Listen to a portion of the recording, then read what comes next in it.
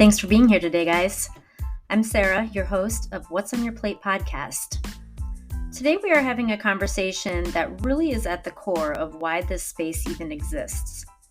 Having discussions about what is heavy, what is abundant, how we peel back the layers of our lives to find healing, growth, and transformation. It's a place to talk about the purpose we found in our pain and encourages us to get out of our own way in life. Gregory Halpen is joining me today for a really essential conversation that very much emphasizes the importance of finding safe spaces, both physically as well as within ourselves. He's sharing how he has done this for himself and how he's helping you do the same. Let's get to it.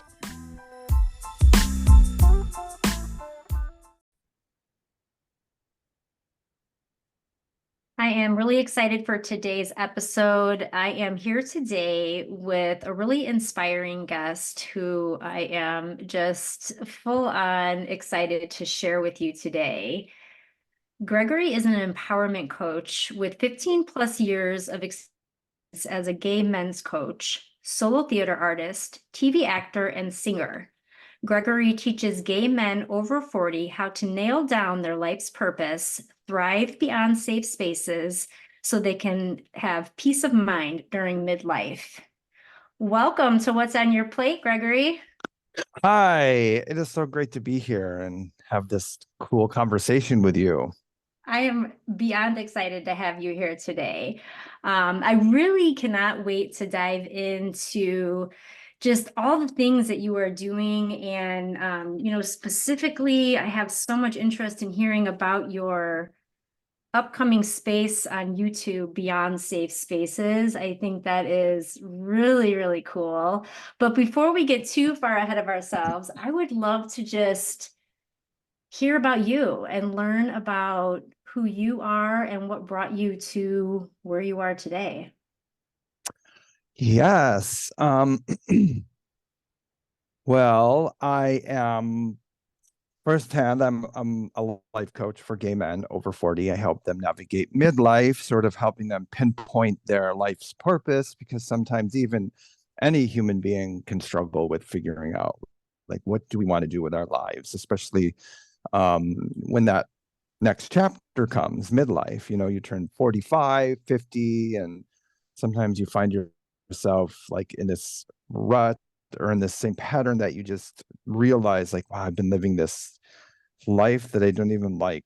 So what do I do next? So I do that, and I'm also a very passionate solo theater artist. I create my own solo shows and I perform them, and so I have like my hands in a few different pots that I try to keep like each one nurtured, as opposed to like being too spread out.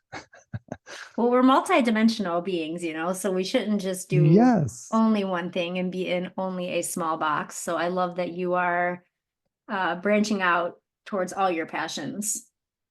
I just love all the ways that you're branching out and just all the ways that you are exploring everything that you're interested in. How did you find yourself wanting to help other gay men on their own journeys? What is inspiring you to just help them with maybe the help that you didn't have? Yeah, exactly. It just stems from my own experiences, I guess, and my own journey, and spending probably 30 plus years just trying to make stuff happen, trying to make my own passions and dreams come to life, and having these really cool ideas, because I really come up with great ideas and like stuff that I want to do for myself, but I had a hard time actualizing them due to like some bad anxiety that I didn't treat, and certain childhood trauma stuff that I didn't like address. So so it took me a minute to get there. So I just feel like if I learn this, if it's something that I learned and I broke through and I have come through to the other side of, like, I can't keep it. I can't keep it to myself. Like, I can't just heal and do all this great stuff, and then like, okay, so I have to give it back, not sounding cheesy or anything, but I think that's, as an artist, as a performer, uh, that's just so important to me. Like if you learn something, or if you learn something profound, like you just can't keep it. You have to give it away somehow. No, yeah, absolutely. Well, I think that's what we're all here for, is to share our gifts with the world so that other people can step into their gifts and their purpose. And Hmm. we all need help to do that. None of us created it on Yeah, our own. right, exactly. Because I'm a big component of like really understanding that we did, like you just alluded to, like we don't learn alone. Like we learn and grow and heal through relationships, regardless of what the relationship is, friendship, romantic, family. We don't learn in a vacuum. Maybe Yeah, that's sometimes we the try. well, it's true. And it brings to mind that term that people often say, it's like, well, somebody will ask, well, where did you learn that? And somebody will say, oh, well, I'm self-taught. Well, yes and no. I mean, you gained Right. inspiration from somewhere. Right. Exactly. That's like you hit it right on the head.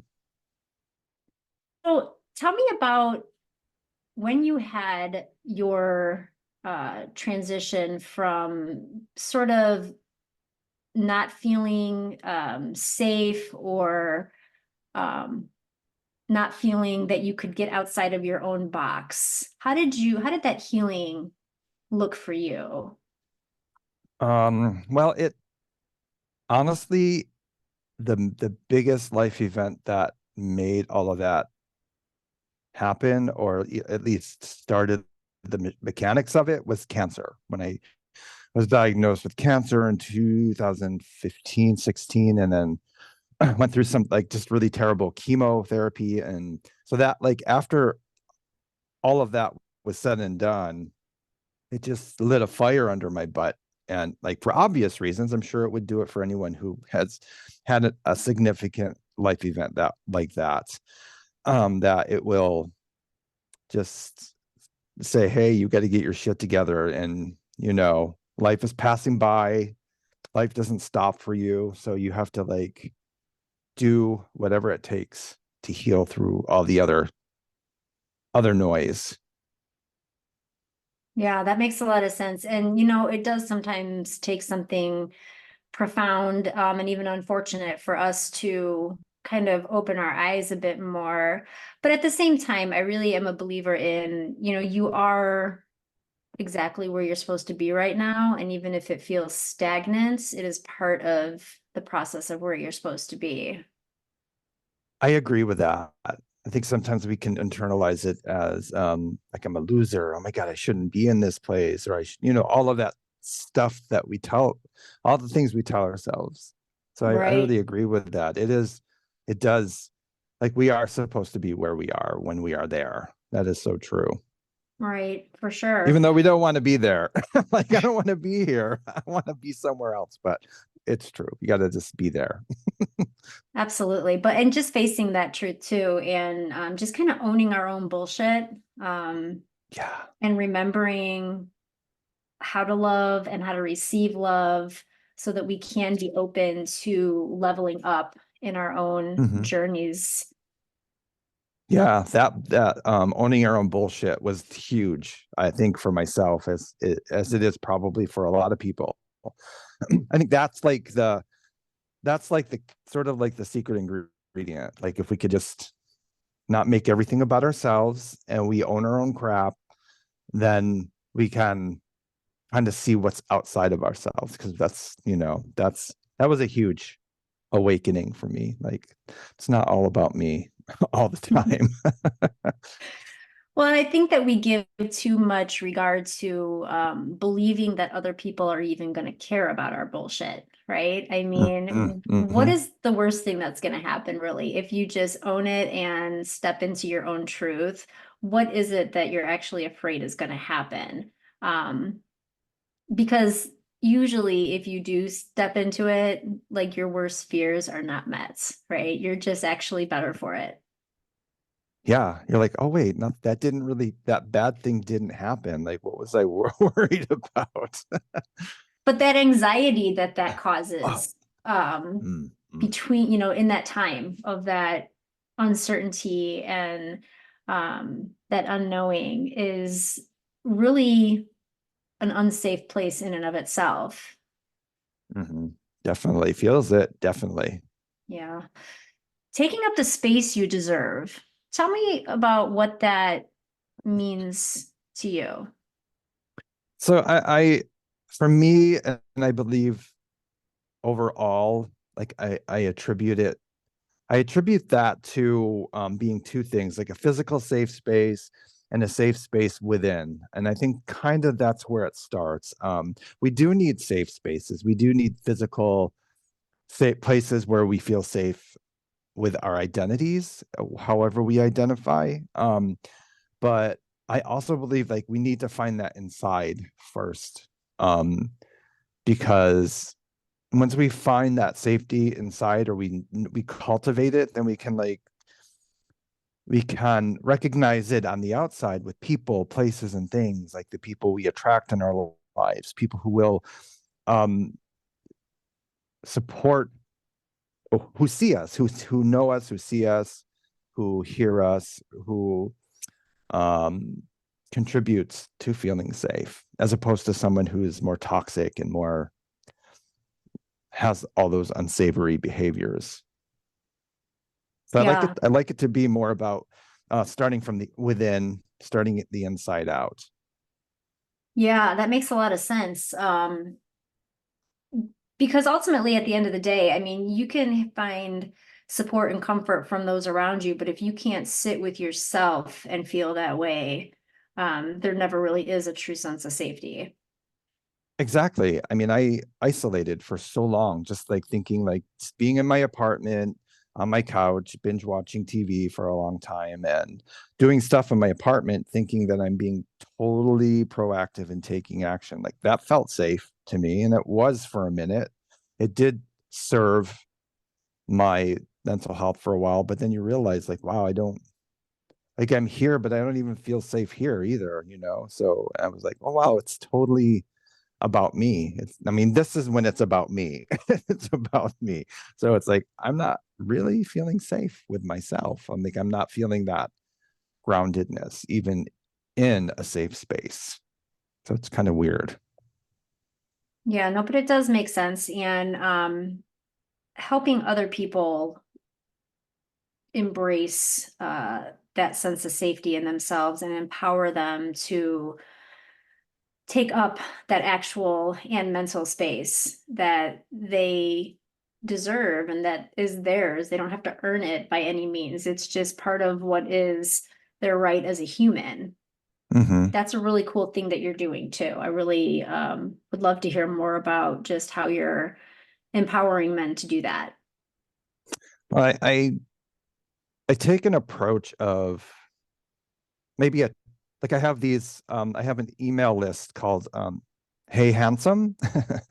They're like they're tough love notes, but there's like a little tough love in there, but it's mostly love all the way through, with practical steps and tools and all of that jazz. But I like to take that kind of approach, like totally affirming and totally supportive, but not in a way that's just over the top positive, because that's not my style.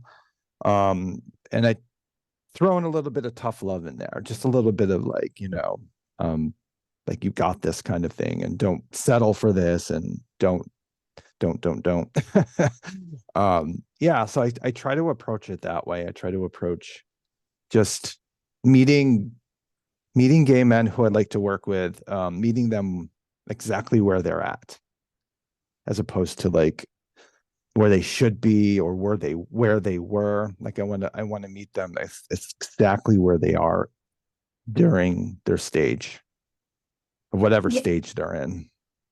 right. As any amazing coach should, right? I mean, trying to get people just to show up where you want them to be, versus where they are is not going to accomplish much for anybody. No, yeah, because there's a lot of coaching that's very results oriented as opposed to solution or just um present moment oriented. Like you have to know, you have to be in the present, or it's not perfect. You don't, we're not always present 24/7. Like we have to be present all the time because it's a dance. We go back and forth. We go in the past, we go in the future. We stay present. It's about balancing it in a way. It's about learning how to navigate that. Like for some reason, if I'm lost in some black hole of the past and something that happened, then I know that I have the power and the resilience to pull myself out of that quicker rather than staying there for a long time and letting that anxiety intensify. Because that's like my thing is anxiety. Like I have anxiety. I just like this big word is anxiety. So yeah, so it's about that. It's about just being where you are and knowing like if you trip and fall or if you get lost, because we all get lost and we always will get lost. It's not a bad thing. It's about being able to bounce back faster, quicker, a little quicker than usual. Mhm. Yeah, I love all of that. And thank you for explaining so much about your thoughts in that area. One thing I would like to ask you is how is it different for middle-aged gay men to find their sense of safe and anti-anxiety and just courage to be who they are out loud in our society and in our culture? How is that specifically pertaining to you and the people that you work with? I believe, and through doing some research and exploring through different forums, asking questions, I've come to the conclusion, and there's a lot of research on this too, about everyone experiences some sort of crisis, midlife crisis. I believe it's a real thing, and I believe it's part of our human developmental process is reaching that point of life where it's like, okay, I've reached midlife, and like, what's next? But with gay men, I believe growing up with the trauma of being gay in consideration of how society perceives gay men and how we're portrayed, it causes this extra layer of trauma, of distress. And so through that development, we're developing these new skills, these coping skills to help us cope with that stress of not coming out at work and coming out multiple times, because we do come out several times. I mean, we come out of the closet initially if we choose that, and then we come out to different people throughout our lives. But there's a certain way that we have had to navigate life where it was self-protection, self-preservation. So throughout the course of that, when you reach a certain age, you're like, okay, all this stuff is there, it's set in stone, or it feels like it's set in stone. And we've had to assimilate despite our true passions and our true dreams. So when we get to middle age, we're like, crap, I'm at this stage now where, life is going by, and I'm at this age now, and I'm not really where I wanted to truly be. And it all relates to safe space and feeling safe within. Thank you for that explanation. I just feel like it's important to distinguish the difference between a group like middle-aged gay men versus hetero middle-aged men, as well as just people outside of the LGBTQ community in general. Like it is a different, it's a different vibe entirely in that we're dealing with different challenges than people not within that particular group are dealing with. So I just want our listeners to know that and hear that, because this is a place to talk about things that are hard or things that are challenging. The heaviness of what's on your plate is a lot different from the heaviness of what's on my plate. And it's important to acknowledge that. I think the only way forward, the only way to find any progression or progress in the hard things in life is to acknowledge them out loud and Mm, talk about them. yes, I totally echo that. That is so true. Because like women experience life differently, people of color experience life differently, gay men experience, so it's like we're all, as human beings, we there's the same thing. We're human and we all experience that same humanness. But like if we're in a different group within a society, we're going to experience that totally different from each other. And I think that's important to definitely acknowledge. Yeah. So thank you for asking that question and allowing me to kind of break it down a little bit about how, like, people that I know, gay men such as myself, how we, like, how um having to navigate life growing up gay has affected us differently in a way Mhm. where we just become super hyper self-protective and hyper independent and um to the point of getting in the way, getting in the way of our joy. Yeah, I am 100% confident there is immense truth to that last thing that you just said, for sure, getting in the way of your joy, even in the way you talked about isolating yourself at different times in the past to provide a sense of safety. Um, that is a different kind of truth than other people might realize. And um, I think Yeah, I we had all. to. Oh, sorry. No, please go ahead. No, it's like I even, like, one of the hardest things that I had to admit, I felt so much shame around and so felt so bad about, is admitting that I was lonely. Like I just kept that in for so long. And then through therapy, my therapist asked me, he was like, "Are you lonely?" But he asked it, he noticed something, he felt something. And I was like, well, I really haven't, I feel lonely. I do feel lonely. But then through more um examination, I was like, wow, I'm totally lonely. And that was such a hard thing to like admit. So it's just really interesting. Isn't that crazy though, too? Because, we as a society, I feel like associate like loneliness almost with like a weakness of sorts.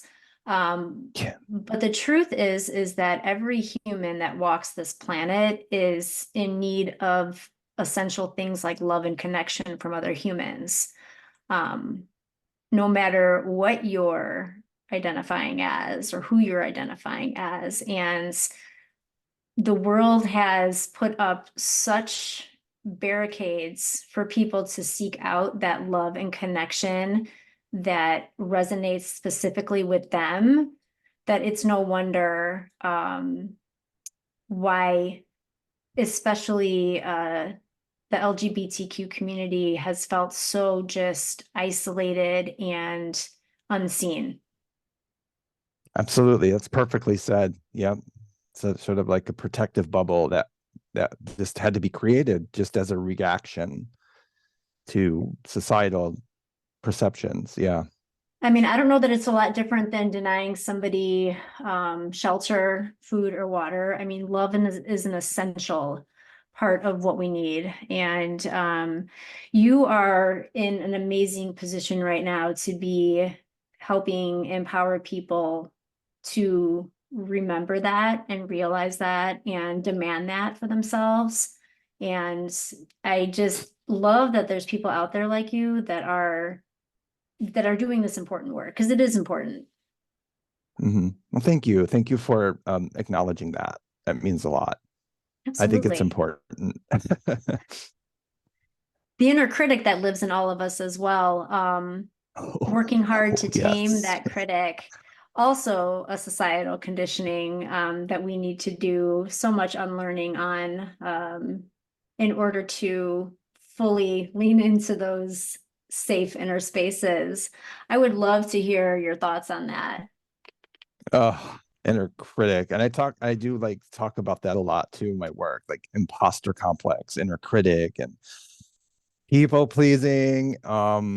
Just so many fun things to do when you when your inner critic is there and you want to please people and you feel like a fraud. Like yeah, it's just it's a weird place to be when that inner critic is there trying to, take over and drive the car instead of you driving the car. Um, but I realize like your inner critic is you, it's me, it's ourselves. So like I believe that inner critic needs to have a voice too. He, she, they, them need a voice. They need a space to, to be as well. Sometimes we want to smash that voice down. We want to hide it. We want to suppress it. We want like, no, it doesn't exist. And it does because it's us. Yeah, no, that's completely true. And while it is important to allow even the space for our inner critics, like listen, acknowledge, but if it is a self-sabotaging type of criticism, um, Yeah. maybe ask yourself if somebody outside of yourself was speaking those words to you, what would you say to them? Would you tell them to fuck off? Or would you like high five them and say, you're right, I suck? No, tell them to fuck off. Right, right. So that's the scenario where it's like, sure, you can listen to it, you can acknowledge, I hear you, I hear what you're saying, but I'm not listening. I might hear you, but I'm not listening, kind of thing. Mm-hmm. So yeah, that inner critic is, I think, alive and well in most of us. Just those inner insecurities of even the most confident people in this world, always working hard to Absolutely. divert our purposes, to shut us down, to tell us we can't or that we're not worthy. Um, and it's all bullshit.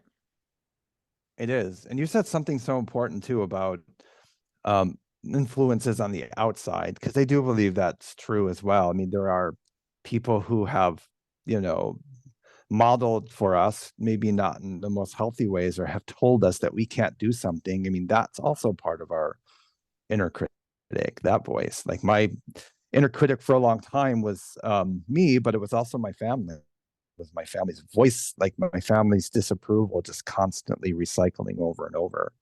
But I like that you brought that up because um, other people can contribute to our like inner voice, our inner critics.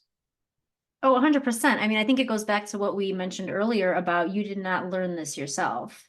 There was other contributing factors. And when I do have those inner voices in my head that I know have come from the opinions of other people, I just always try to remind myself that anybody that is not supporting of me, and like you don't have to agree with me, but if you're at least if you're not supporting of me, I mean, that is 100% a reflection of their own insecurities, not mine.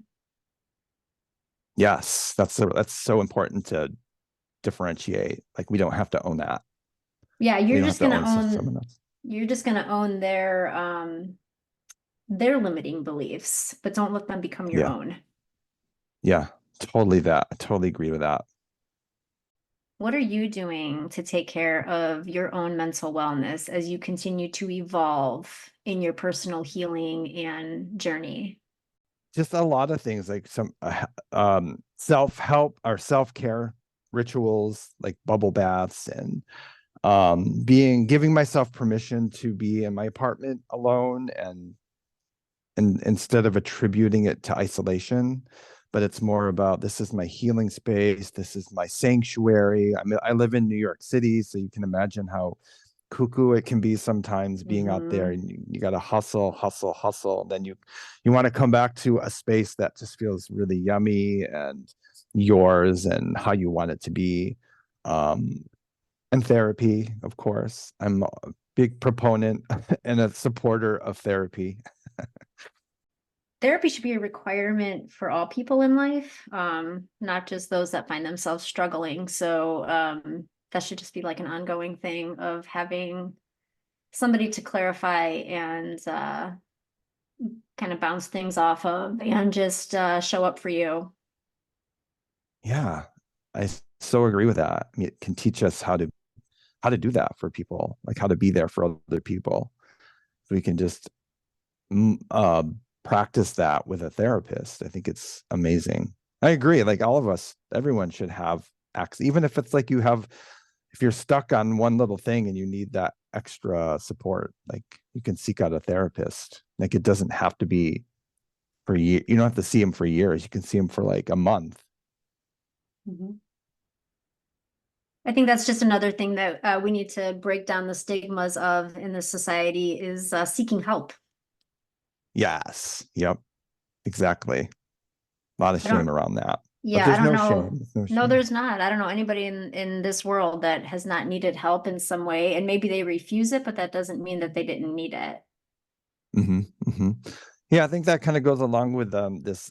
We live in an extremely hyper individualistic society, so it's very much pounded into our learning that we can do it on our own. We're independent. I'm different than you are. I'm an independent individual. So yeah, it's very interesting dynamic. For sure.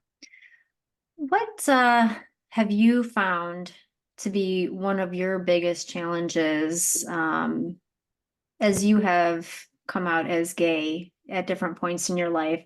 And that's true in what you said. You do come out at many, many different times, um, just because of the different situations you find yourself in. But what have been some of the biggest challenges for you, and how has that affected your journey?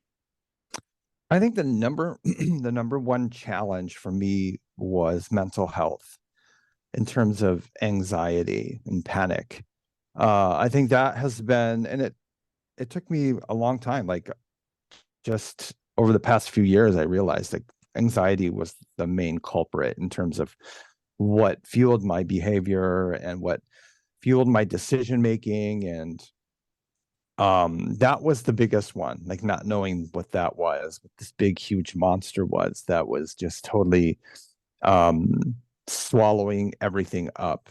Uh yeah, that would be the biggest one for me because it was always the reaction to anxiety and the symptoms and the stuff that anxiety does to one just drove me to do all these things that I wish I hadn't done, or these life decisions that, I mean, I guess at the end of the day, I it was about the regret of not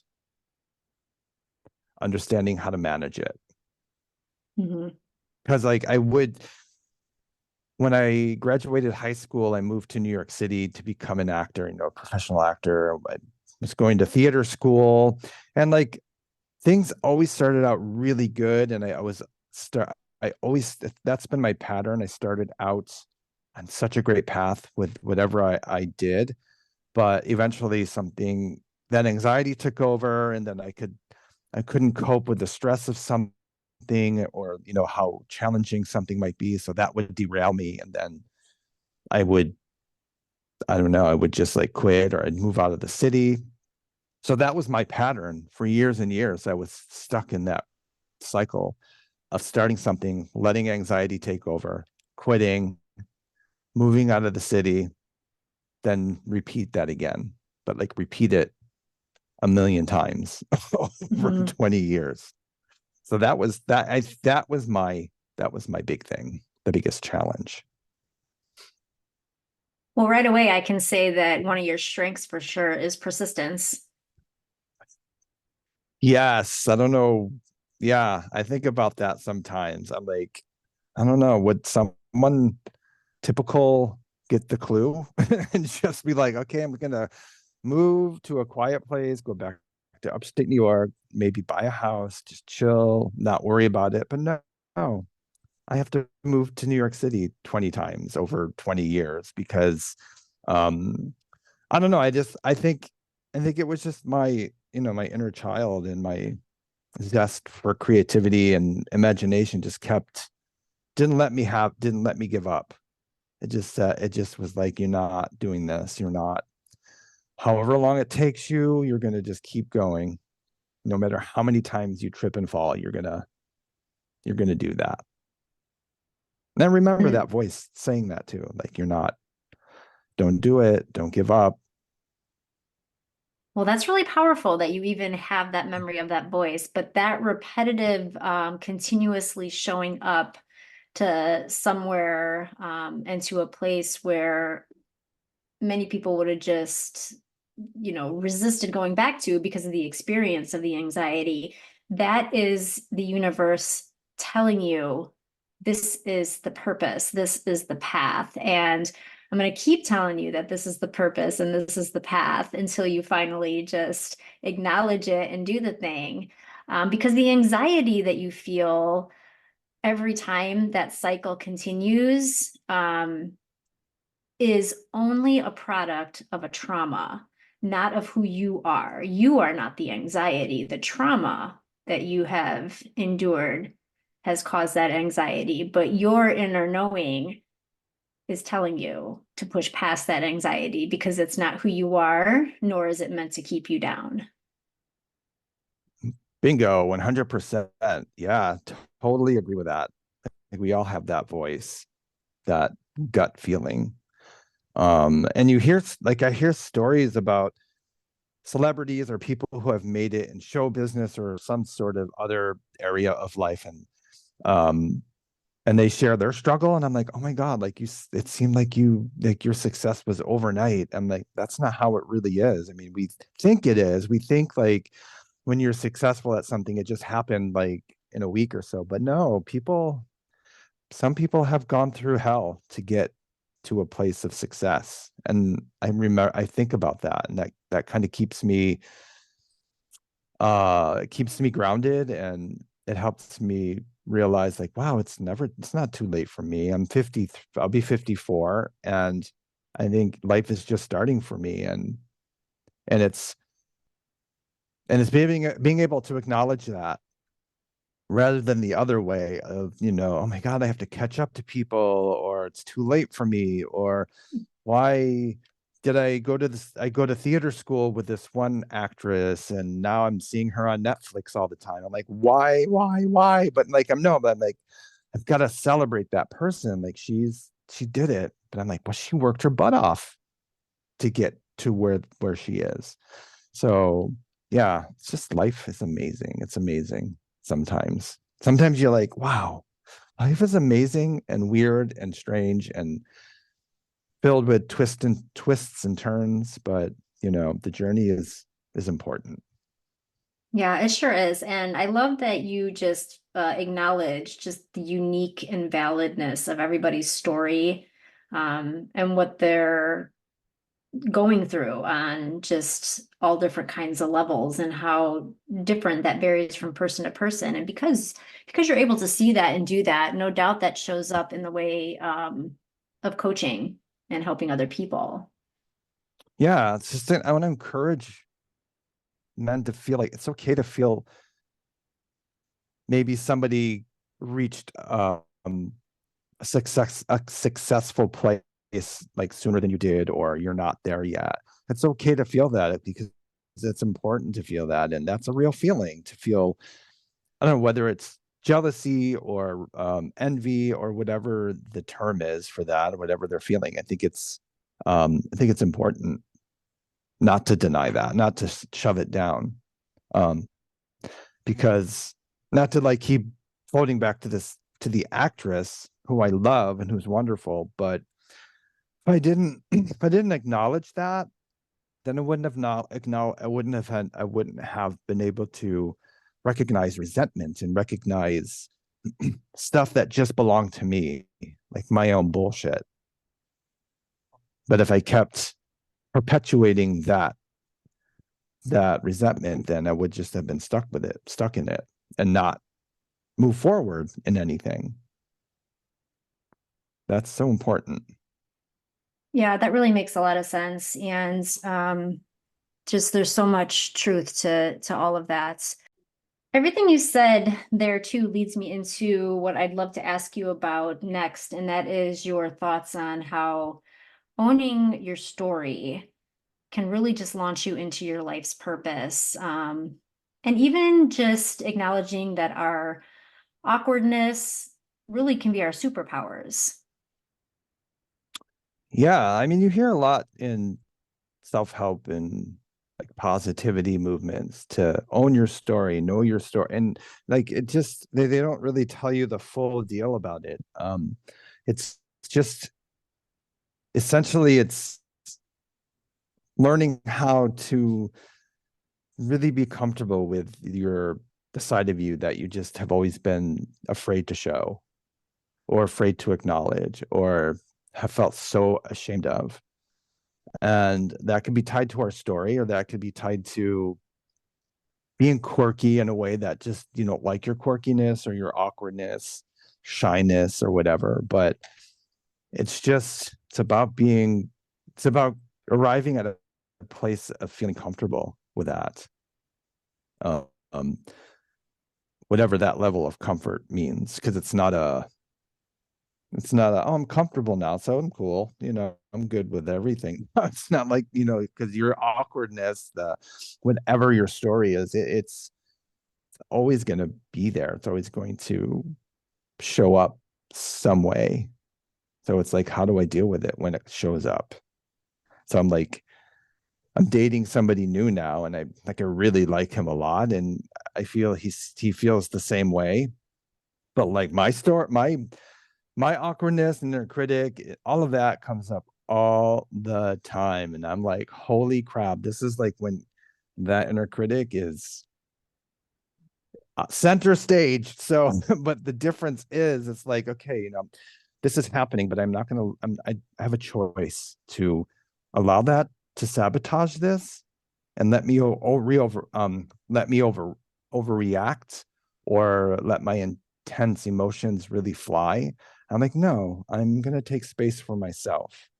I am not going to become enmeshed in this pattern of strong emotions towards someone. Instead, I'm going to take time for myself. And he does the same thing. He's really good at that. And that's what I really like about him, is that he values going slowly. He values having space in between. And that is so important. That's like a foreign thing to me. I meet somebody and I'm, getting married in 5 minutes because that's just how I grew up. That's just what I wanted to do, or not wanted, but it was like a reaction to some insecurities. So yeah, it's owning that part of yourself, or just becoming more comfortable with it, or becoming friendlier with it, or just giving it space to have a voice,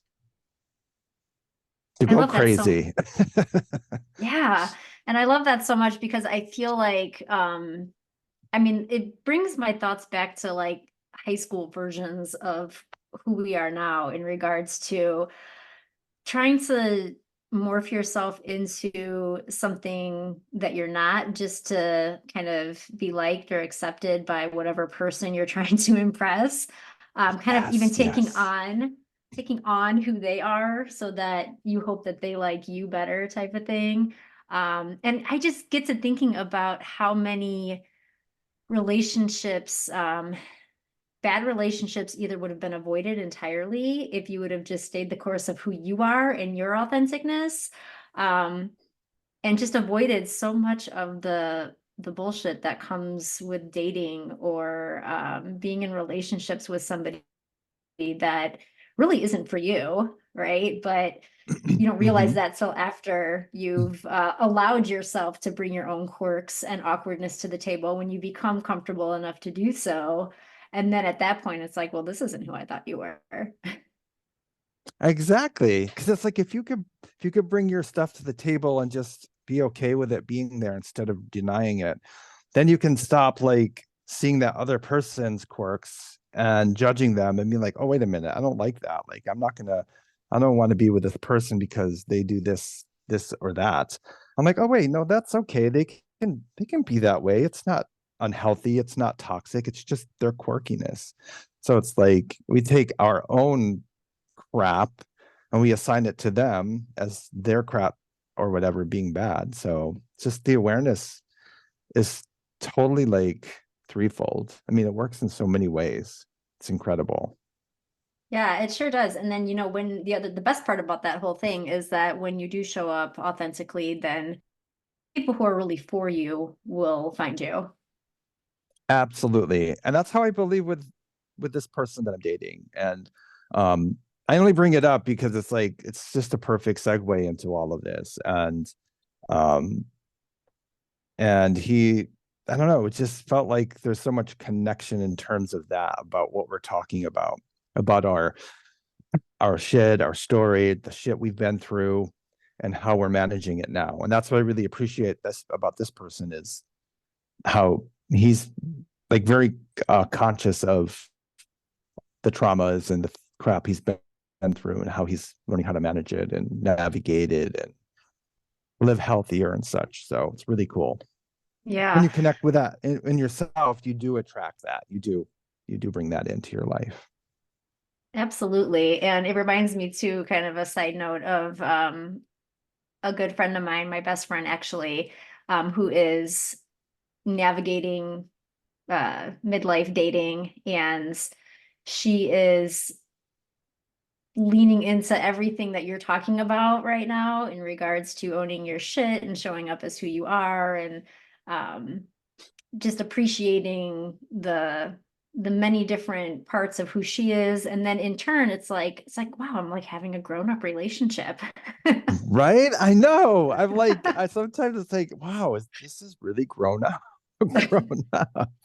And she's in her 40s, and but it's Hmm. just this realization of you just drop Mm. all that like adolescent type of mindset. Even though we're adults, we carry it on because it's what we know, or it's what we've just been conditioned to believe is the norm. But once you start really like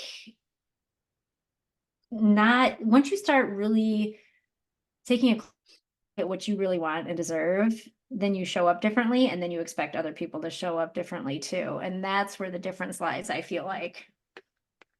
Yes. Like, what is that word? It's standards. Wow, I Yeah. have standards. So yeah, it sounds Like like good standards. for sure good ones. It sounds like you and her are both having these amazing grown-up relationships at this point, and it's really cool. Yes, absolutely. It's sometimes it's is this you, her, or another her? Oh no, and not me. It's a different her. Oh, okay. I wasn't sure if you were like jokingly, alluding to that or whatever. But sorry, don't mean No, to that's out a you no, that's okay. as a No, person talking about your relationships. it was a no, this was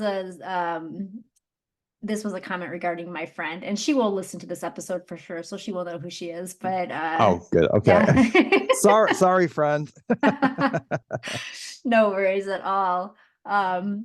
But all that being said, like the way that you are showing up in your own relationship, I imagine is just fuel to the fire of how you are helping people show up for themselves too. And it just all intertwines with how you are helping other people. Yeah, and I'm always going to be very transparent too with even clients. Like, yeah, I'm going to say I show up, but it's not easy. It's like, and I'm not going to like hang on that. I'm not going to hang on like, oh my God, it's not easy, all of that. But I will be very frank and say it's not. You can show up and be your true self and all of that, but it's shit's hard. It's not, I mean, maybe it's easy for some people or easier, but like when you've experienced a certain amount of trauma and all of that jazz, then yeah, you're going to show up and you're going to be healthier. But damn, it's sometimes it's like, wow, I just don't want to do that. I want to be a hermit. But then you're like, but then I'm like, no, it's not what I just feel so much more empowerment when I show up and stay with it, as much as I want to like not stay in it, stay with it. I want to eat a whole jar of peanut butter. That's it. But we know the consequences of that, right? So, Yes, yes. and same for other things in life. We kind of let fall off or throw the towel in on when we really just need to keep doing the work. Yeah, because even if it doesn't pan out like a dating relationship, it doesn't work the way you want it to go. But at least you stuck with it and you followed through and you closed it. Something that was very unfamiliar to me. I started something, I moved through it, but when it got too hard, I quit. I quit it, and there's no resolve. And it's not just about me because that other person didn't get resolution as well. So it's like you're affecting two people.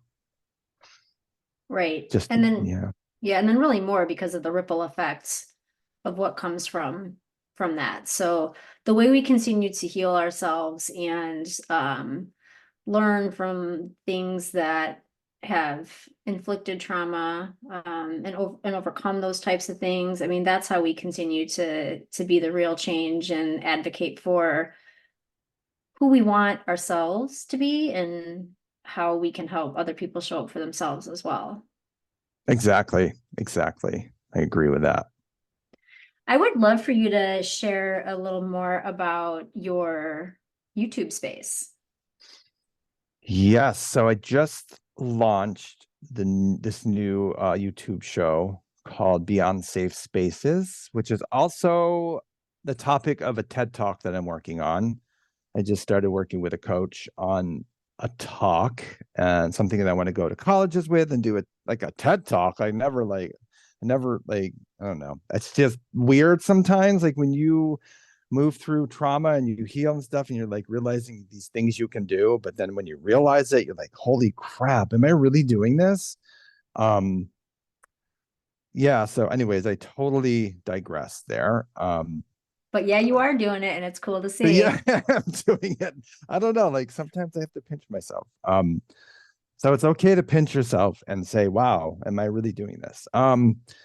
So the YouTube show is Beyond Safe Spaces with yours truly. And it's going to be a show about inviting people on and talking about safeness and what safeness feels like. And, you know, not just physical space, but internal space and the people you hang out with kind of safeness.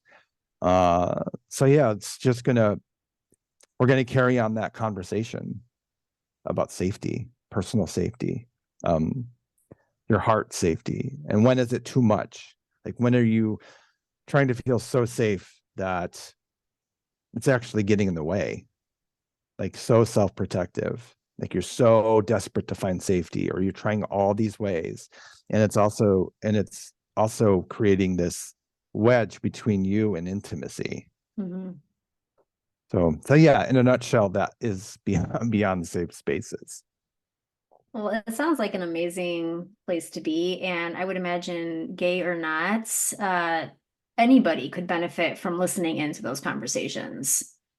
Yeah, I think I want to definitely center a lot about gay men's um, considerations, but I also want to have it be very inclusive of just all human beings because we can all learn from each other for sure, regardless of who we are. Right, That was absolutely. that was such that was such a mod that was such a subtitle, like it's such a I don't know like what's it called platitude, but that's just the way it sounds sometimes. Yeah.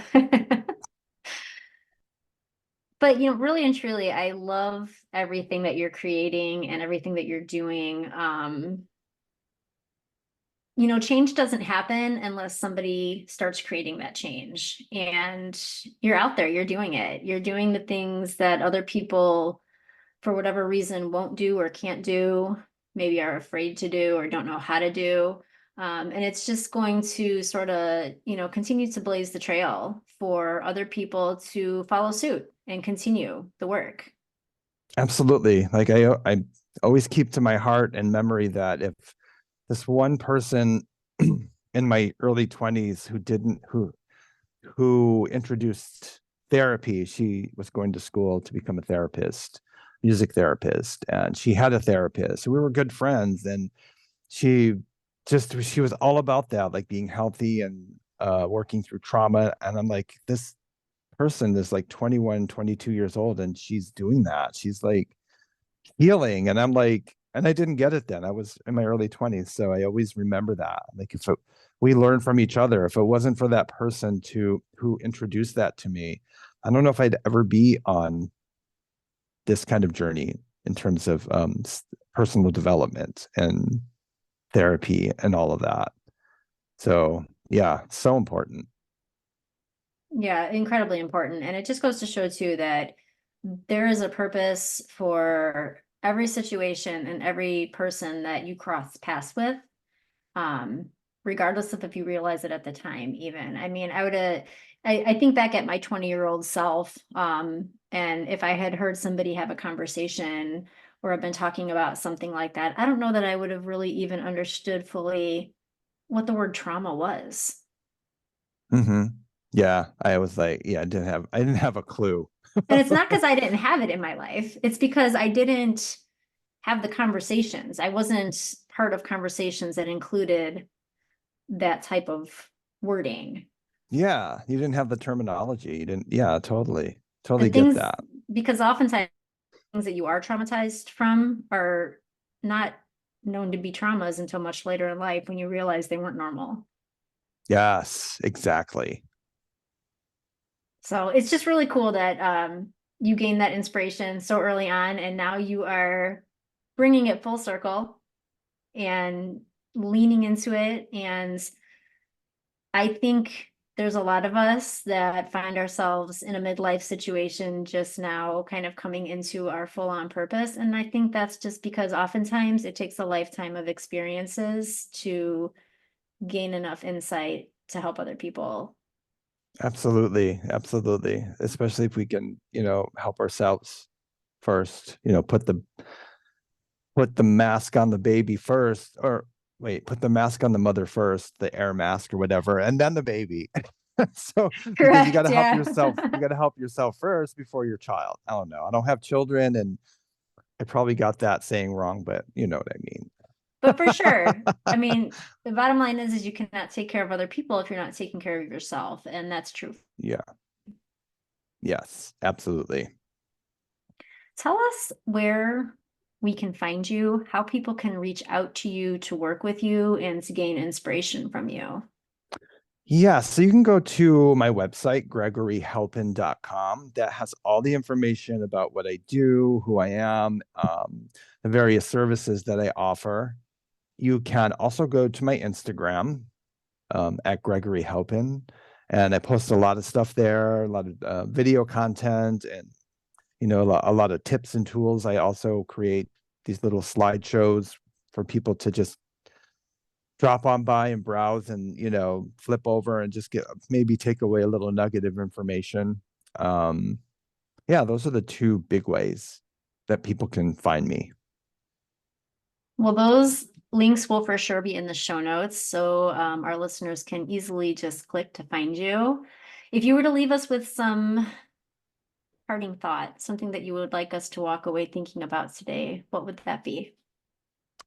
I would just leave I would leave you with God, there's so many. Like when I'm asked that question, like it's like this the floodgates of what I want to say opens. And I'm like, but I think like the most important thing is just to be gentle with yourself, I guess. And sometimes that's hard because we do beat ourselves up all the time over certain things.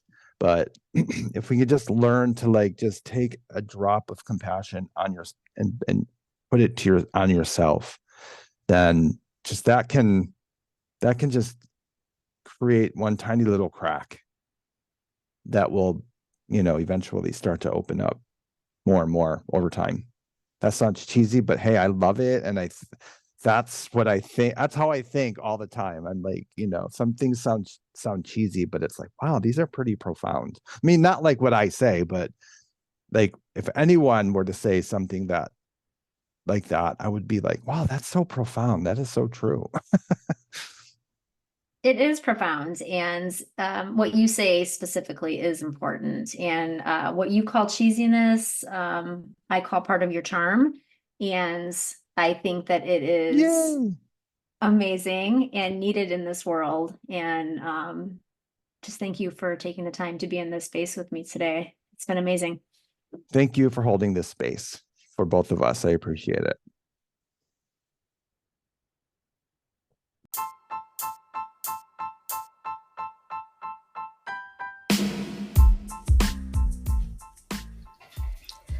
I don't know about you, but I loved every minute of that conversation.